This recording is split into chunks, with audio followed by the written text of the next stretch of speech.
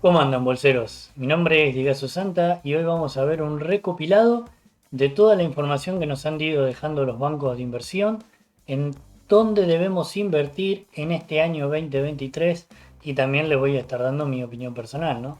Pero más que nada quiero que vean qué opinan los grandes bancos de inversión, en dónde estarían poniendo su dinero y en dónde no lo estarían ubicando. Bueno, vamos a empezar de la siguiente manera. Primero, Savita Subramanian. Ella nos recomienda posicionarse en energía, finanzas e industriales. Y agrega que se deben evitar las grandes tecnológicas. Primero. Segundo, vamos con Hartnett. Michael Hartnett nos deja los 10 trades para 2023. ¿Cuáles serían los 10 trades de Michael Hartnett? Se los paso a decir uno por uno. El primero es largo de bonos a 30 años del Tesoro de Estados Unidos. El segundo es largo en los rendimientos de la parte larga de la curva. Tercero es corto de dólar y largos de activos de mercados emergentes. El cuarto es largo en acciones chinas. El quinto es largo en oro y cobre. El sexto es barbell en crédito. Barbell significa en la parte corta y en la parte larga, no en la parte media. Séptimo sería el largo en industriales y acciones de pequeñas compañías. Octavo sería corto en tecnológicas de Estados Unidos. Noveno sería cortos de acciones privadas de Estados Unidos. Y décimo sería largos de bancos europeos y cortos de bancos de Canadá, Australia, Nueva Zelanda y Suecia.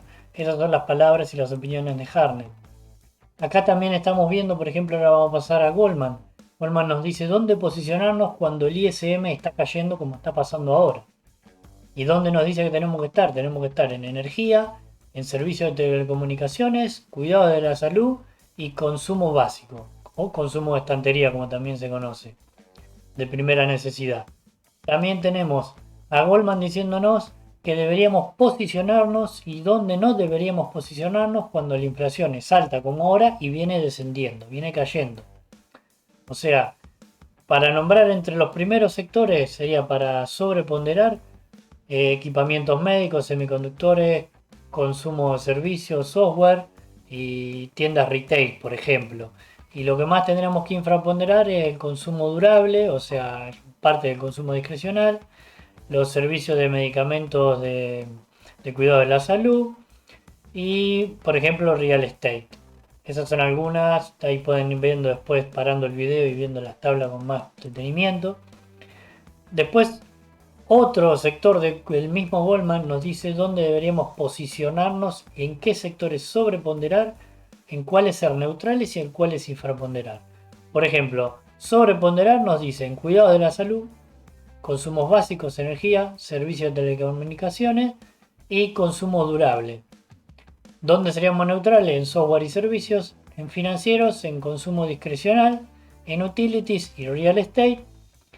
Y los sectores que infraponderan son tecnología de la información, industriales, entretenimiento y media, semiconductores, materiales y automóviles y componentes.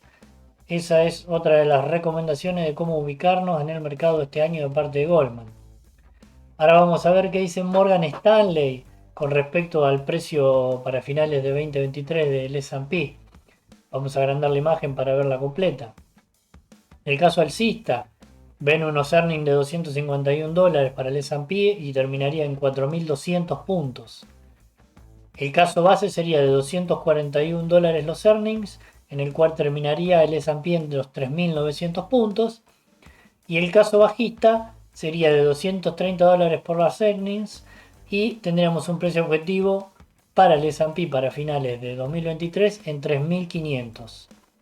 Interesante los tres escenarios que nos deja Morgan Stanley. También vemos que el mercado está aumentando las estimaciones para los tipos de interés de la parte del BOE, o sea que ven aumentos todavía de subida de tipos que le quedan, tanto como le quedan al BCE y tanto como le quedan a la Reserva Federal. También vemos en la encuesta mensual de BOFA, de Bank of America, a los gestores de fondos, donde nos dicen que la cantidad de cash que poseen los fondos pasó del 5,9% del mes anterior, en diciembre, al 5,3% ahora en enero. Importante saber si ese cash entró al mercado y fue a las acciones o fue, por ejemplo, a la renta fija o a dónde fue, ¿no? También tenemos en la misma encuesta que nos están diciendo los inversores dónde ven a finales de 2023 el S&P. La mayoría en los tres primeros lugares son entre 3.800 y 4.000 en el primer puesto. En el segundo puesto entre 4.000 y 4.200. Y en el tercer puesto entre 3.600 y 3.800 puntos. Y la media de todos los inversores encuestados en esta encuesta de los fondos mensuales es de 3.892, o sea, más o menos por los niveles que estamos ahora.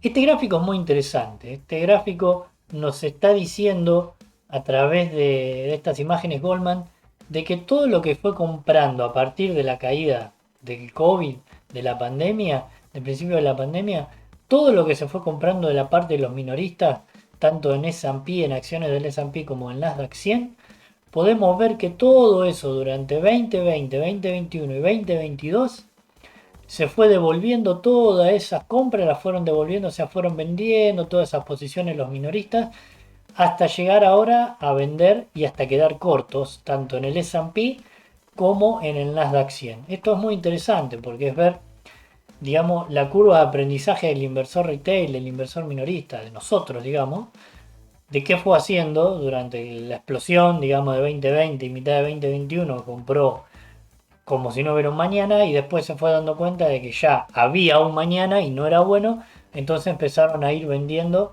y vemos cómo cae estrepitosamente las dos ventas, tanto la del S&P como la del Nasdaq.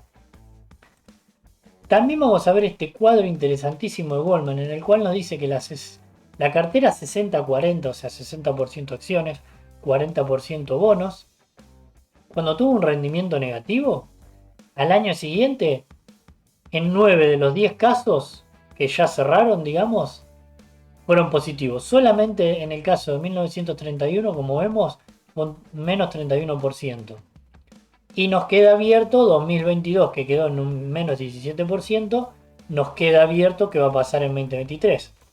Pero si miramos los demás años, tanto el 2002, 1903, 1920, 1974, 1917, 2008, 1907, 1937 y 1931, cuando los rendimientos fueron negativos en todos esos años, al año siguiente la cartera 60-40 tuvo retornos positivos, todos por encima del 10%. Menos, como les dije, el año 1931 que perdió el 31% y en el año anterior perdió el 14%. Muy interesante para tener en cuenta esto también por el tema de la renta fija. Hay mucha gente que no la mira, pero la renta fija este año va a ser bastante interesante. Y por último vamos a ver las recomendaciones de los precios objetivos y las calificaciones de Mercado Libre, una empresa que se sigue mucho a nosotros desde Argentina. Por ejemplo, tenemos 11 analistas que la califican. Por ejemplo, tenemos algunos que la califican en comprar, tenemos 21. En mantener tenemos 3 y 0 en vender. O sea, ninguno da venta. A lo sumo dan mantener y muchos dan comprar. Eso lo podemos ver acá arriba a la izquierda, donde dice buys 21, holds 3 y sells 0. O sea, de 24 analistas, 21 dan comprar, 3 dan mantener y ninguno da venta.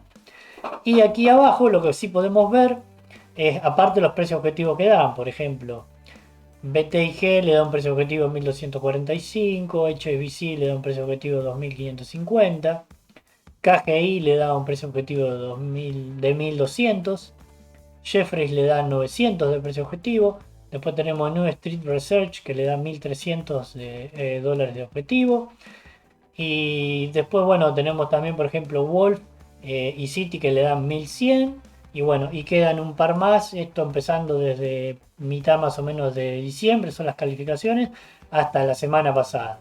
Son estas 11 calificaciones que hay aquí abajo, más el consenso que tenemos del mercado de todos los demás integrantes de los que calificaron esta acción.